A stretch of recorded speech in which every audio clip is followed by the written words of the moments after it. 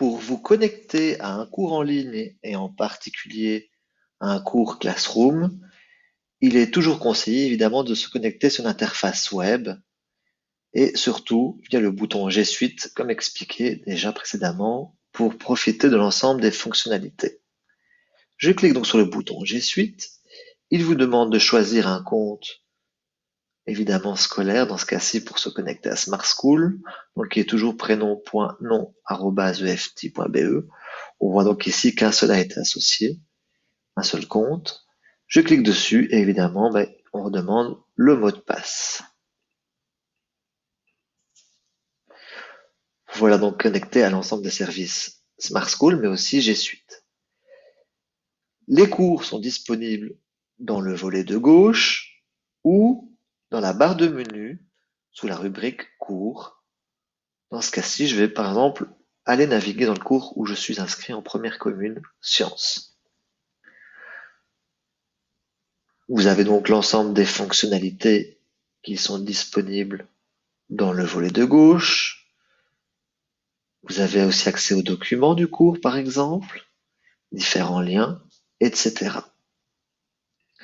Dans ce cas-ci, si l'enseignant vous invite à vous connecter à une classroom, donc c'est-à-dire en tout cas une classe virtuelle dans G Suite, il y a toujours un code que vous allez devoir encoder.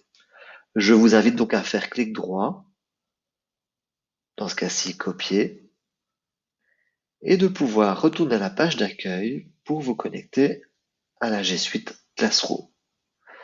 Lors de la première connexion, il va vous demander de bien vérifier que ce soit bien votre compte. Là, j'ai cliqué, mais c'était pas obligatoire.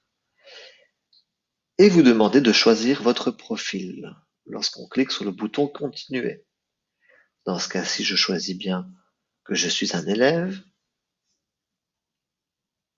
Et pour pouvoir rejoindre votre premier cours, il suffit donc d'appuyer sur le bouton plus. Il vous demande à ce moment-là de pouvoir coller le code du cours. Donc là, souvent on fait un clic droit, coller. On peut donc revérifier si c'était bien dans le bon code qui est ici, de l'autre côté. Et je fais rejoindre le cours. Parfois, ça peut arriver que votre enseignant vous aura déjà aussi préinscrit. Vous allez donc retrouver évidemment les actualités du cours. Dans ce cas-ci, il y a un devoir à réaliser, par exemple. Je peux aller voir le flux ou cliquer dans Travaux et Devoirs disponibles. Et vous réalisez ce qui vous est demandé. En l'occurrence ici, un petit questionnaire qu'il faut compléter